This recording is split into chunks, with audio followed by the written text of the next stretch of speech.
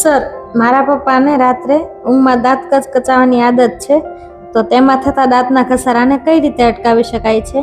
રાત્રે દાંત કચકચાવવાની આદત એટલે નાઇટ ગ્રાઇન્ડિંગ. નાઇટ ગ્રાઇન્ડિંગમાં દાંતના ઘસારાને અટકાવવા માટે નાઇટ ગાર્ડ યુઝ કરવામાં આવે છે.